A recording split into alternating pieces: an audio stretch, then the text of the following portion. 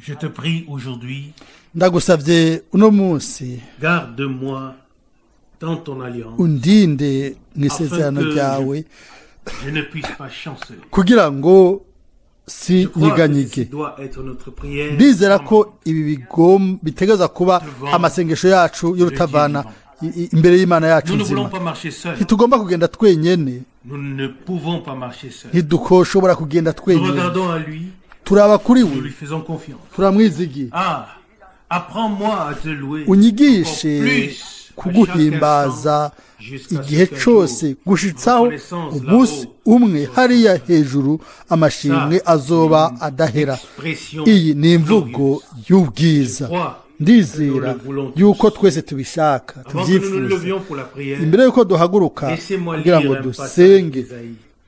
Un passage du prophète reka Isaïe some mu muhanuzi Yesaya du chapitre mu gice 56. ca 56 Isaïe kumbure. 56 verset Yesaya 56 umurongo wa mbere. Uku ni kuhoraho agize ati, nimwitondere ibiroranye, mukore iby'ukugororoka, kuko agakiza kanje kagira gashike n'ukugororoka kwanje kugira guhishurwe. Bakundwa bene data na bashiki banje, Si ceci s'est produit, niba ibi byarakoretse, nous savons aho rero turazi yuko natwe turi mu gihe, mu minsi aho umwami azosubira guseruka ukundi gusha, où il prendra les siens aho azofata abiwe akabajana dans son royaume. aho dans ari mu bwami bwiwe, mu bwiza bwiwe. Sa parole ne ment pas. Jambo ryiwe ntiribuze, Sa parole ne jambo déçoit personne. ryiwe ntiryigera Mais ritetereza umuntu qu'il a promis, n'umwe, ariko ibyo yasezeranye C'est accompli en tout temps. byasohoje mu bihe Et aussi byose dans nos jours. kandi no muri minsi yacu. Ce qu'il a prévu Ibyo yagenye s'accomplira. bizosohoza. Puis il dit au verset 2, Ku murongo wa kabiri 56, aravuga muri Yesaya Heureux l'homme qui fait 56, cela, et le fils de hahigwa l'homme qui s'y umuntu attache, akora ivyo n'umwana w'umuntu de façon abangiriza à ne pas le profaner, akaziririza isabato ntayikengere, akarinda ukuboko kwiwe ntigukore icaha na kimwe. Umurongo wa gatatu, kandi umunyamahanga yifatanije n'uhoraho yoye kuvuga ati, uhoraho ntazobura kuntandukanya n'abantu biwe. N'est-ce pas là une Mbega iki si ikintu cyo kudutera intege cy'ubwiza? Mbega iki si isezerano ry'ubwiza ry'Imana nzima? quand il est dit ici au Igihe verset 3 que havugwa hano l'étranger ku murongo wa gatatu ngo, qui s'attache au kandi Seigneur n'umunyamahanga yifatanije n'uhoraho yoye kuvuga ati, uhoraho ntazobura kuntandukanya n'abantu biwe. et que celui qui a été circoncis ne dise pas, hélas, Canke je ne n'inkone suis qu'un yoye arbre kuvuga Il est dit au iti, verset erega ndi igiti ainsi cumye. a parlé le Aravuga Seigneur. ku murongo wa kane Aussi ati, concis qui kuko observe uko ari mes kuhoraho agize, choisissent kuko into ce qui m'est ku agréable, by'inkone et qui reste ziziririza fidèle à mon alliance. ziziririza Verset 5, amasabato je yiwe, donnerai dans zigahitamwo ma maison ibimunezereza, une zikabangiriza isezerano ryiwe. Murongo wa gatanu ati, meilleur nom nzozishirira icubahiro mu ngoro yanje no mu rugo rwanje, ndazihe n'izina riruta kugira abahungu n'abakobwa, nzoziha izina ritazoshira ritazokurwaho. Mbega amasezerano ahabwa abizigirwa ku masezerano yiwe. Hano twaririmbye mu ndirimbo ngo, nungumize mu masezerano yawe kugira ngo sintembe. Bakundwa bene data na bashiki banje, Ce ne sont pas des promesses, si amasezerano agaragara, ariko ni ijambo ritananirwa ry'Imana. Ndibwira yuko que nous pouvons dushobora regarder en arrière, kuraba et inyuma, remonter hanyuma jusque tukaduga gushika mu isezerano rishasha kugira ngo twumve amajambo umwami wacu yavuze igihe yava kuri ino si. Il a dit, Yavuze je m'en vais ati, ndagiye vous préparer kubategurira ikibanza, et amen, je reviendrai zogaruka pour vous prendre kugira ngo mbajane, afin que kugira ngo vous soyez là où, aho ndi namwe abariho muba. selon Jean 14 verset 2, Yohana ça, bien aimé, 14 umurongo wa 2. Ibyo bakundwa biri hafi cyane ku muryango ego amen singe nari by'igiciro nta muntu n'umwe akeneye kugenda asubira inyuma nta n'umwe akeneye kugenda hejuru y'ibyo oya ubu ni ugushikama mbega byoba bimaze iki kuba umuntu yakoze intango adategerejwe kubandanya gushika ku mpera dutegerezwa gushishikara gushika ku mpera tugume turabizigwa ku ijambo tugume turabizigwa ku masezerano y'Imana aho rero tuzobona ibyo umwami yasezeranye asubiyemo umurongo wa 6 Yesayi 56 kandi abanyamahanga bifatanya nanje uhoraho kugira ngo bakorere bakunde izina ryanje babe abasabyi banje umuntu wese aziririza isabato ntayikengere akabangiriza isezerano ryanje umurongo w'indwi abo nabo nzobashikana ku musozi wanje wera mbanezerereze mu ngoro yanje yo mu rusengero ibimazi byabo byo koswa n'ibyo gukeregwa bizokwemerwa ku gicaniro canje kw'ingoro yanje izokwitwa inzu yo gusengerwamo n'amahanga yose 8 umwami Imana umwe akoraniriza hamwe abari birukanywe bo mu Bisirayeli aravuze ati nzokongera kumukoraniriza abandi ukuye abiwe bari bamaze gukoranywa turafise igituma cyo guhimbaza cyo gusenga cyo guha ubwiza umwami wacu kubwo ibyo akora byose neza ibyo yakoze muri wewe no muri jewe ndibaza yuko twohaguruka ngo dusengere hamwe Mana yizigiwe turagushimiye mu bwina bw'imitima yacu ko dushobora kuba dukoranye hano kuri uno mugoroba turakubwiye tuti urakoze kubw'abaje bose n'abazo kwiyongera ko muri iyi minsi ariko na cyane cyane turagushimiye kubw'ijambo ryawe ryera ry'igiciro ijambo ryawe ni itara ry'ibirenge byacu ni umuco ku nzira yacu umwami mbega twoje hehe mbega twokwimatanya n'ikiga mwami wewe wenyene ni ufise amajambo y'ubugingo budashira wewe wenyene ni wowe ufise ijambo ribereye kuri no mugoroba wamaze kutubwira ngo twifatanye n'isezerano ryawe n'ijambo ryawe mwami ntitwitandukanye ariko tugendane nawe ikiganza mu kiganza gushikaho tuzova mu kwizera tukinjira mu kubona mwami turazi yuko ibyo bizoba byari bikenewe kuko warasezeranye yuko uzoduha umunezero mwinshi cyane mwami turagushimiye wagiye gututegura ikibanza ahantu aleluya kugira ngo dushobore kuzohaba aho wewe uri mwami niwo munezero wacu niyo nyota yacu niyo bushizi bw'amanga bwacu turagusenga kuri no mugoroba kandi turagushimiye mu bwena bw'imitima yacu urongore imitima yacu uyirongore kugira ngo tuguhimbaze bisumba dushobore guha ubwiza mwami muri no minsi ubimpe ubiduhe twebwe twese udufashe twese muri no minsi muri bino bihe bya nyuma kuko turazi mwami yuko kuza kwawe kuri hagufi aleluya amashimwe n'ubwiza n'ibyubahiro ugusengwa no guhimbazwa nibi vyawe mu izina rya Yesu amen amen turicara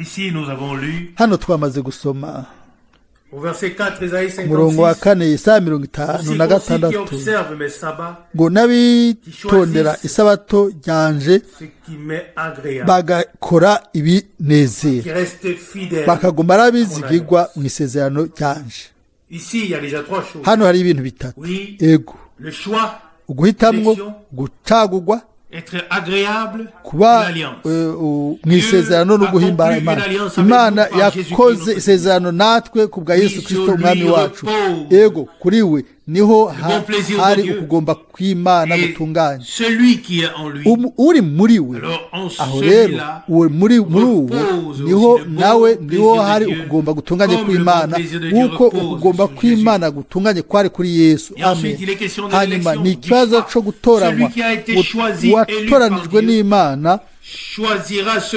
azotoranya ibyo Imana teguriye abatoranijwe kimwe kijana n'ikindi ntibishobora gutandukana Ainsi, uko rero celui umuntu qui a été choisi uwatoranijwe élu par Dieu uwatoranijwe n'Imana choisira azocagura azohitamwo nawe ibintu byamugenewe n'Imana celui qui a été destiné uwagenwe à ce que le bon plaisir de uwagenwe Dieu yuko ubu repose sur ukugomba lui. kw'Imana gutunganye kuba kuriwe ategerezwa kuba nawe yaratoranijwe yarabitoranyirijwe amen. Être appelé ne suffit ukuba pas. warahamawe ntibihagije benshi barahamagawe ariko bake baratoranijwe. Matayo 24:14 ku mpera y'umurongo wa 4 muri Yesaya 56 ngo aguma ari umwizigirwa ku isezerano ryanje. Le Seigneur a Mwami conclu cette alliance avec nous. yakoze isezerano natwe. Il est encore dit ici, Haravuzwe kandi hano et ça peut sembler un peu birashobora étonnant, il est dit au kuboneka verset yuko 5, ari ibitangaje ku murongo je wa leur 5 donnerai dans ma maison et nzobaha dans le mu mur nzu une yanje place nzobaha et ikibanza un nom nzobaha n'izina meilleur ritazoshira de fils ritazokurwaho ry'abahungu nk'abahungu n'abakobwa banje. Qu'est-ce qui peut être meilleur? Ni Qu'est-ce qui igiki peut coba être plus kiri grand? agahore coba ari Qu'est-ce qui gihambaye peut igiki coba réellement by'ukuri être ari plus ikintu que fils gihambaye gusumba umuhungu Lorsque n'umuhungu nous lisons dans n'umukobwa. la troisième Iyo lettre dusoma aux mu églises dans gice l'Apocalypse, mu gicete cya gatatu démontrer que mu les byashe Yohana byerekanwa ngo recevront un nom que abanesheje personne ne connaît, bazohabwa izina ata muntu arizi excepté kiretse celui qui le uwo reçoit. wenyene azorihabwa. Apocalypse chapitre 2, Byahishwe Yohana 2 umurongo wa 17. que celui qui a des oreilles entende ce Ufise que amatwi l'Esprit dit aux églises. niyumve ico mwemu abwiye ishengero. Je Unesha donnerai nzomuha de la manne cachée. manu yanyegejwe, Je lui donnerai aussi un nzomuha caillou kandi blanc ibuye ryera sur lequel iryo sera écrit un nom hazoba nouveau handitswe ko izina que rishasha personne ne connaîtra iryo ata muntu n'umwe excepté celui qui le arizi recevra. atari uzorihabwa. Cette promesse Iri sezerano ne s'adresse pas aux croyants en ribwirwa général, abizera muri rusange mais elle s'adresse ariko aux élus, ribwirwa abatoranijwe vainqueurs, kuba abanesha ceux babandi qui reposent le muri bon babandi plaisir de ukugomba Dieu. kw'Imana Amen. gutunganye À ceux kuri qui kuri ont bo conclu babandi une alliance avec Dieu parce bakorana qu'ils isezerano n'Imana a conclu kuko yakoze une alliance isezerano nabo. Alors, s'il est Amen. écrit ici, Nimba handitswe hano un nom ngo qui est izina meilleur que fils. ryiza gusumba abahungu n'abakobwa. Il y aura beaucoup de fils et filles, hazoba hari abahungu beaucoup de croyants n'abakobwa benshi abizera benshi qui ne seront pas présents batazoba ariho lors de bari l'enlèvement, igihe cyo mais kuzamurwa seulement lors de ariko la deuxième résurrection. cyagiye gusa cyo kuzuka Alors, kwa il kabiri. s'agit Ariko rero hano De donner ibijanye no guhatanga à ceux-là, Oui, kuri abo les yego vainqueurs. abanesha je leur donnerai un nom éternel qui ne sera zobaha pas izina effacé. La fin du verset 5, rihoraho ritazokwigera si nous nous souvenons du hanagurwa de la prédication de muri Frère Yesaya Branham dans laquelle 56 laquelle il dit celui qui est écrit dans le livre de vie, son nom peut être ngo uwanditswe effacé. mu gitabo cy'ubugingo dans certaines circonstances. izina ryiwe rirashobora gufutwa Mais mu bihe runaka, si nos noms ariko amazina yacu Sont inscrits niyo aba dans le yanditse livre mu de vie de gitabo l'agneau immolé avant la fondation cy'ubugingo du monde. cy'umwagazi Alors c'est une chose wakerewe imbere éternelle y'uko isi avec n'ijuru bibaho, ni c'est pourquoi ikintu ici gihoraho aussi, imbere y'Imana. l'expression Nico gituma hano je leur imvugo donnerai ngo un nzobaha nom izina éternel rihoraho qui ne sera pas effacé. ritazigera rihanagurwa, Oui, qui ne Yego, peut pas être ridashobora effacé. guhanagurwa. C'est une destinée Ni divine ico éternelle Imana pour yagenye ceux qui ont été cy'ibihe élus bidashira par Dieu, kuri babandi bose sur batoranywa lesquels n'Imana, repose ni son kuri bon abo plaisir hari et avec ukugomba lesquels il a kw'Imana conclu gutunganye, l'alliance. nibo yakoranye Ils nabo sont fils isezerano. et filles de Dieu. N'abahungu n'abakobwa b'Imana Ils deviennent des vainqueurs. baba abanesha Reçoivent hanyuma bakaronka, après avoir vaincu, bamaze kunesha ce nom, baronka iryo zina, un nom izina éternel. rihoraho. Amen. Amen. Oui, le Aleluya. nom que nous avons Yego, maintenant izina dufise est ubu temporel. ni izina ry'ibihe Et il nous a été donné par nos twarihawe parents n'ababyeyi bo b'umubiri, ariko ku mpera azoba ari izina rya data wacu wo mu ijuru niwe azoba yariduhaye. izoba ari izina rihoraho. aleluya. mbega si byiza by'igiciro kubona ingene abahanuzi yego bamaze gutangaza mu bwina ubutumwa bwiza bw'ubwiza ukuri kwa Bibiliya mu gihe byari bikinyegeshwe bigitwikiriwe ahantu hariya, ariko nubwo biri uko bari bamaze kubihishurirwa barabyakira. ego bihishurirwa ababibona abategezwa kubyakira no kubimenya, bihishurirwa abo byari bigenewe. hanyuma haza iryungane ku murongo w'indwi, kuko inzu yanjye izokwitwa inzu y'amasengesho ku moko yose. ego ni aya majambo umwami wacu yisunze igihe yatunganya ibintu mu rusengero, agasanzaza amameza, akabakubita igitsibo bijyanye na Mariko 11 umurongo wa 17 ngo handitswe ngo inzu yanjye izokwitwa inzu y'amasengesho, ariko mwebwe mwayigize isenga ry'abambuzi. rero umwami arafise uburenganzira bwo gutunganya ibintu mu nzu yiwe, arafise uburenganzira bwo gusanzaza, bwo gukubita, bwo guhana, bwo gukosora. amen. kandi abose ibintu byose biba bikenewe, nibyo akora mu ijambo ryiwe na mpemu wiwe kuri abo bose abo agomba gukorera neza. nasubiye kubona mu kigabane cya 57 umuhanuzi Yesaya, nagomba gusoma iyi mirongo guhera ku murongo wa 14.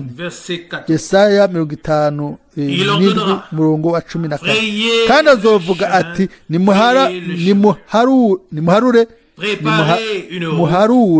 muharure mutunganye inzira, mukure ibitsitaza mu nzira y'abantu banje.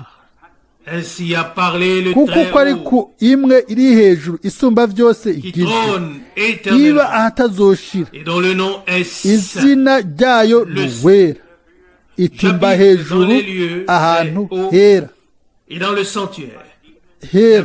kandi mbana n'ufise umutima umenetse wicisha bugufi, kugira ngo mpembure imitima y'abicisha bugufi, mpembure n'abafise imitima imenetse. ibi nivyo Imana ishaka. ntiyashoboye kuraba gusa ngo ibone ingene tumeze, ariko irafise n'umuti, irafise n'uburyo bwo kudukiza. aravuga hano ngo mpembure n'abafise imitima imenetse. by'ukuri turabikeneye, je ndabikeneye vyihuse, ndakeneye kugirwa ubuzima guhabwa ubuzima busha mu muri mpemu no mu mutima. Imana ibimpe ibiduhe twebwe twese muri ino minsi. mbega turashobora kubyizera, turashobora kwizera yuko Imana izobikora. amen. twoshobora kwimusaba dushimitse, tukamushimira yuko azobikora. si ugusaba gusa, ariko ni ukwizera tugashima. amen. iri ni ryo banga. ku murongo wa 15 Yesaya 57 ngo mpembure n'abafise imitima imenetse, kugira ngo mpembure imitima y'abicisha bugufi, mpembure n'abafise imitima imenetse. umurongo wa 16 kuko ntotongana ibihe byose, kandi sinokwama ndatse, kuko imitima n'ubugingo naremye byodendebukirwa imbere yanje. ubugingo jewe ubwanje nyene naremye. Imana tiendra sa promesse. izozigama isezerano ryayo, Il tiendra ce qu'il a promis. izosohoza icyo yasezeranye. Nous ne nous faisons pas confiance à nous-mêmes. ntitwiyizigire Mais nous twebwe faisons ubwacu, confiance à sa grâce ariko twizigire indescriptible ubuntu bwayo tutoshobora kuronka ingene tuvuga bwama buba bushasha umunsi ku d'un point de vue wundi. terrestre. mu buryo bw'umubiri J'aborde les jours avec tremblement et je souhaite muri ino minsi mbayeho njugumira, nifuza yuko mais qu'elle soit déjà terminée. iyo ntango igikorane nifuza yuko coba kirangiye, ariko ndazi mu mutima Que wanje Dieu voit, yuko Imana ibona, que Dieu sait, il Imana connaît irazi, la faim Imana et la irazi soif de impera, son peuple, irazi inyota y'ubwoko bwayo, et qu'il l'apaisera. kandi Amen. izohaza iyo nyota. Amen. Oui, Ego et nous le croyons de tout turabyizera notre cœur. n'imitima yacu yose. Je le dis encore, Ndabivuze kandi je le répète, nous ndabisubiyemo, ne venons pas ici ntituza hano pour parler de nous, ngo tuvuge nous ibyacu, présenter comme ngo twiyerekane nk'uko turi abantu b'imwe mu bakomeye. nous avons besoin de la grâce turakeneye de Dieu ubuntu bw'Imana à chaque pas, à chaque ku ntambwe yose, mu gace kose turakeneye ubuntu bw'iyo kugira ngo dutere tuje imbere, et pour nous tenir ici kugira ngo devant pour duhagarare proclamer sa hano parole. imbere dutangaze ijambo ry'iwe. Sans lui, nous ne pouvons absolument tutari rien faire. kumwe nawe nta na kimwe twashobora kuba twokora coshobora kuzohagarara imbere yiwe. Beaucoup de choses Ibintu byinshi sont faites sans lui, birakorwa atarimwo, mais ce qui est fait sans lui ariko igikozwe atarimwo ne pourra pas subsister ntikizoshobora guhagarara imbere yiwe. Nukuri uniquement ni gusa ce qui est fait avec lui igikozwe ou par nawe lui kandi pourra subsister gikozwe devant lui. muri we nico kizohagarara imbere yiwe. Maintenant ubu rero vient un verset puissant. haje umurongo w'inkomezi, umurongo wa 18 Yesaya 50. J'ai bien vu ses voies, inzira zawe pourtant narazibonye je veux le kandi guérir, je veux zomukiza, le guider, zomurongora, je veux le consoler, zoheruka kumwirura, kumwirurana et ceux qui n'abamuboroge pleurent avec lui. n'abamuborogera. Il doit y avoir des gens qui hateza souffrent kuba ari abantu bababaye avec et qui ont besoin de consolation. bakeneye kwirurwa. Et le Seigneur dit dans Mwami la aravuga prédication mu ou le butumwa sermon sur la bwiza montagne dans ku Matthieu 7, musozi heureux ceux qui ngo souffrent harahiriwe quand ils abababazwa car ils seront kuko consolés. La bazohumurizwa. consolation, uguhumurizwa condition, pardon, ni pour igisabwa recevoir kugira la ngo umuntu consolation aronke divine guhumurizwa et de n'Imana porter la ni uko souffrance. aba afise umubabaro, yatwaye umubabaro, la souffrance. atwaye umubabaro. Nous le remarquons. turabibona Quand quelqu'un iyo umuntu est décédé, yapfuye, quand la mort iyo urupfu a frappé rwakubise et a emporté une personne, rugatwara umuntu, alors nous portons la aho rero souffrance. dutwara umubabaro w'umubiri Est-ce que wo ku isi. c'est différent mbega spirituellement? byaba bitandukanye mu buryo bw'imwemu?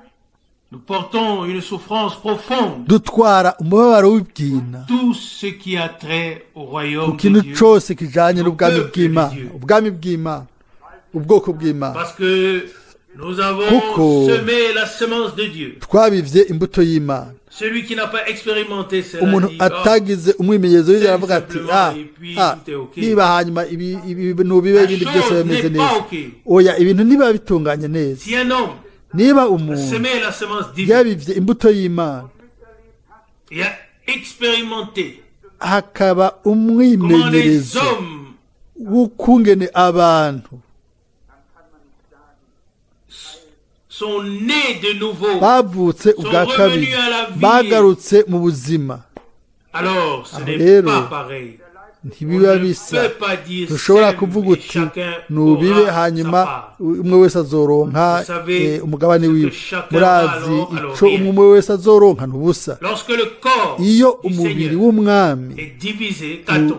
ucitsemwo Alors, kubiri on a turonka deux iki? morceaux morts. umuntu aba afise ibihimba byapfuye si umubiri muzima.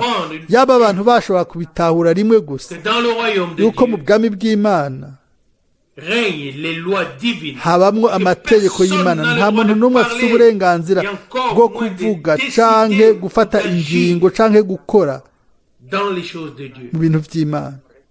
Nous voulons que Dieu vienne à turashaka ce yuko qui lui revient de Imana droit, ironka ibyo ifitiye uburenganzira, qu'il nous dise ikatubwira qu'il veut nous ibyo ishaka kutubarira.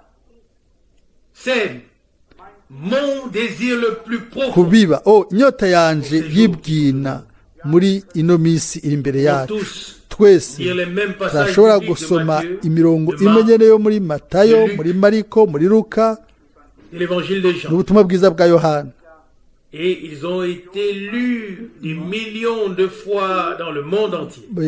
Bwarasomwe n'amamiliyoni menshi mu isi yose muri ino myaka, Mais nous voulons ariko turashaka en faire l'expérience. kubigiramwo Faire umwimenyerezo. l'expérience que le Tugira Seigneur umwimenyerezo yuko umwami wababajwe, wapfuye, qui est ressuscité wazutse, d'entre les morts le akazuka troisième, mu bapfuye umunsi ugira gatatu. faire l'expérience Tugira umwimenyerezo qu'il se fasse connaître ko yimenyekane, atwimenyesha natwe nk'uwazutse, et qu'il se Amen. révèle à nous atwihishurire dans la puissance. mu bubasha bwiwe bwo kuzuka. Amen. Amen. Il est dit ici au verset 19, Navugwa hano ku murongo wa Isaïe 19 Yesaya en 57 accordant la paix, ngo ni jewe ndema ishimwe riva mu minwa, pas seulement dans le cœur, amahoro mais même sur les atari lèvres. gusa mu mutima mbere no ku munwa. Umuntu afise amahoro n'Imana mu mutima, La paix sera amahoro dans ses paroles. azoba ari mu majambo yiwe. Amen. Aleluya. Celui qui n'a pas la paix dans son Umuntu cœur, atagira avec amahoro mu lui-même, mutima wiwe ubwiwe, oui, Yego. créera la discorde azorema ibice avec ses lèvres. n'iminwa yiwe.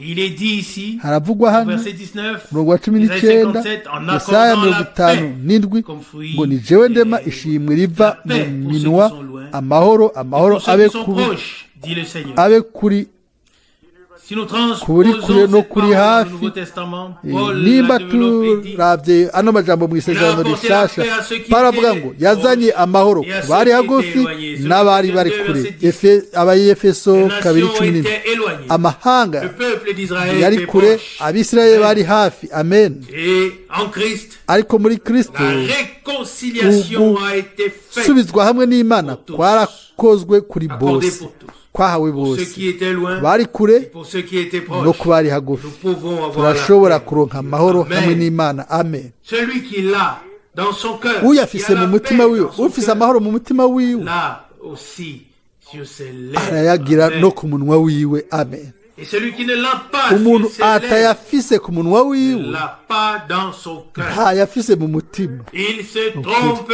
lui-même. arihenda ubwiwe. Ici, Hano, nous avons affaire à la parole de Dieu. Et ni avec Dieu. ibijanye n'ijambo ry'Imana La n'Imana. parole de Dieu. Ijambo ry'Imana Toujours la iminsi yose rivuga ukuri. Verset 19. Umurongo wa 19, Et je veux le guérir. kandi Mais écoutez ce qui est dit au verset 20. zobakiza. Mwumve ku murongo wa Mais les méchants sont 20. semblables Ariko abanyakibi bameze nk'ikiyaga gisuriranya, kuko badashobora guhwekera, La boue et la kandi amazi yacu azirurura isuri n'imyanda. 21. Il n'y a pas de paix, dit Nta mahoro mon ku Dieu. banyakibi, ni ko Imana yanje igize. Pourrais vous Ukuri amener dans le ntushobora prophète kubazana mu Jérémie. muhanuzi Yeremiya, L'Esprit de Dieu parle par hemu lui. w'Imana avugira muri we, Il dit, il y a aravuga parmi mon peuple ati des mu méchants, bwoko bwanje harimo des abanyakibi. oiseleurs, ils se nk'abantu, tiennent à l'affût. Jérémie 5, verset Yeremiya 26.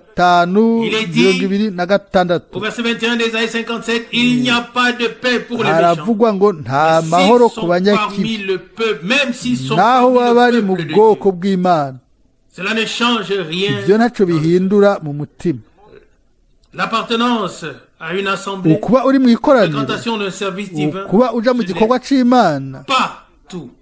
Il faut ibyo qu'il si se passe byose. quelque chose dans Hagomba le cœur. gukora iki kintu mu Le mutima. verset 20 d'Ésaïe Umurongo wa 57. 20. Mais les méchants sont Nari- semblables à na- une nari- mer agitée 20. qui ne peut se calmer. Ariko abanyakibi La mer bameze qui va nk'ikiyaga et vient sans cesse. gisuriranya La kidashobora marée hausse, la gutekana, marée basse. hakaza umukuba umufunda Je ne- hejuru no munsi. No kwifuje. Je ne l'ai pas fait ainsi. Mais la sinabikoze lune oya. veille à ce que tout fonctionne comme ça. correctement. ukwezi niko kugaba kugira ngo ibintu byose bimere gutyo biba bihungabanye ukagenda hariya ku kiyaga quelques camions sont remplis ugasanga mu gatondo gato amakamyo yuzuye imyanda amatoni n'amatoni y'ibintu biza bivuye mu kiyaga nta muntu n'umwe abyibaza iyo uravye mu kiyaga ukabona uti rero ni byiza ukabona imikuba myiza ariko iyo ikiyaga gitanguye gusurirana iyo bimeze neza biba bimeze neza ariko iyo ikiyaga gitanguye kugabanuka bigasuriranya byose bikaguma ngaho je nabibonye umunsi wose ingene abantu bazana amakamyo begeranya ibintu kuko byari byuzuye ikamyo imwe yuzuye iyindi bakayizana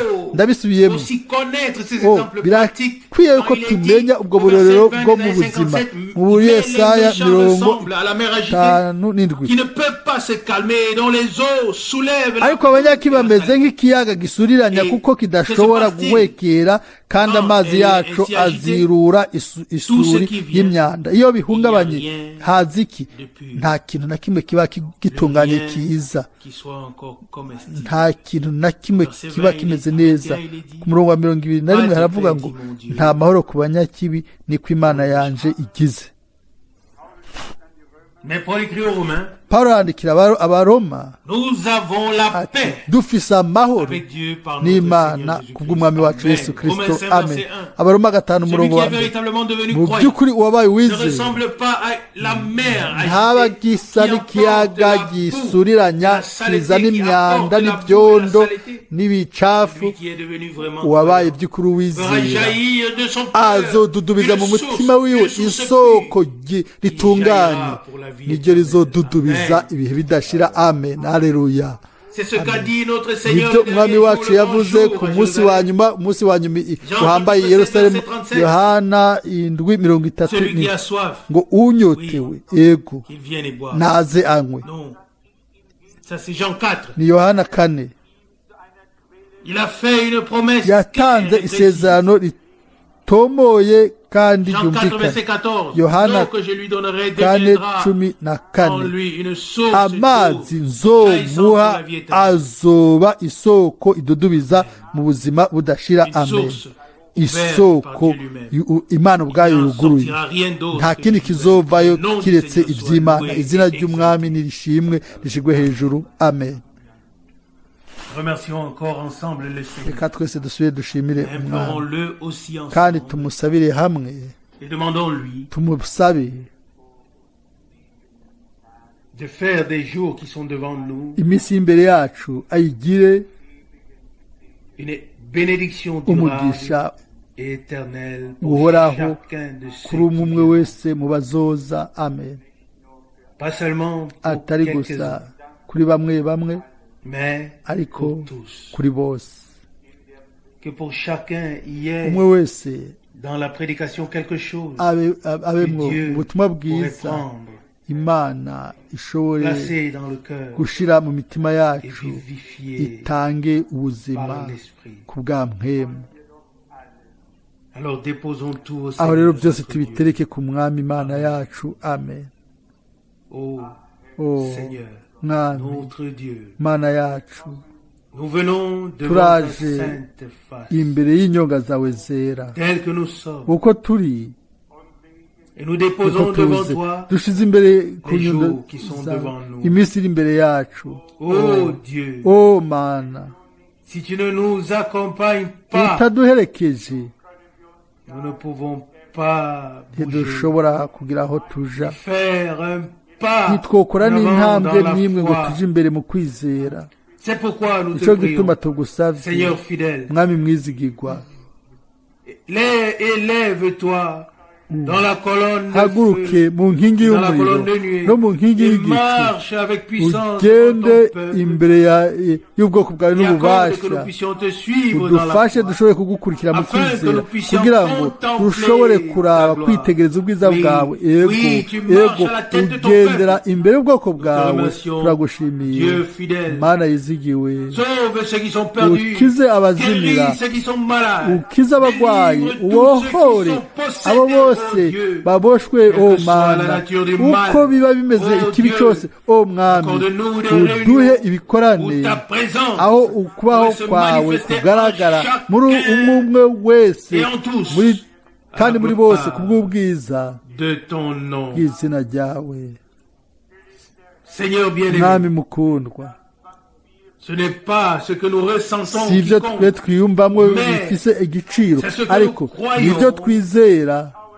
que nous verrons. ibyo nibyo C'est ce tuzobona que nous demandons ibyo dusaba en ton nom mu izina ryawe et qui est conforme kandi à ta parole bihuje n'ijambo que ryawe nous recevons. nibyo tuzokwakira Et nous te prions, Seigneur, turagusavye mwami sauve ukize ukize indwara délivre ubohore aleluya aussi tous ceux qui se sont abo bose recommandés par des requêtes de prière. bazanye imitwaro y'amasengesho Te les présentons, Dieu turabakweretse mana yizigiwe ushobore fidèle, comme dans les temps anciens. nk'uko wabikora kera mu bihe bya kera ugendere ubwoko bwawe ubugendere kubw'ijambo ryawe kubw'amaraso yawe kubwa mpwemu wawe Dans ta puissance divine, mu bubasha bwawe bw'imana ukore mu bubasha bwinshi cyane haleluya haleluya nous te remercions. Nous turagushimiye te louons. turaguhimbaza Tu as déjà wamaze kunesha byose wamaze gusohoza byose haleluya gloire à ubwiza ton merveilleux n'ubw'izina ryawe et ryera saint nom. igiciro Alléluia. haleluya Alléluia. haleluya haleluya Jésus yesu est vainqueur yara- sur la ni mort. umuhizi yanesheje urupfu Jésus est yesu vainqueur yaranesheje et brise toute détresse. usambure Jésus akaga est kose vainqueur yesu pour yaranesheje l'éternité. ibihe bidashira haleluya amen Pour moi, ku bwanje Jésus a yesu déjà yamaze préparé gutegura la victoire. intsinzi haleluya amen Alléluia. haleluya Alléluia. haleluya Je suis racheté par son naracunguwe sang. n'amaraso yiwe Alléluia. haleluya Alléluia. haleluya Comme je suis ese ngene heureux. nezerewe Alléluia. haleluya Alléluia. haleluya Le Sauveur uwo umucunguzi est à moi. uwanje Alléluia. haleluya Qu'il est bon ni byiza d'être sauvé. kuba warakijijwe haleluya Amen. amen Amen. amen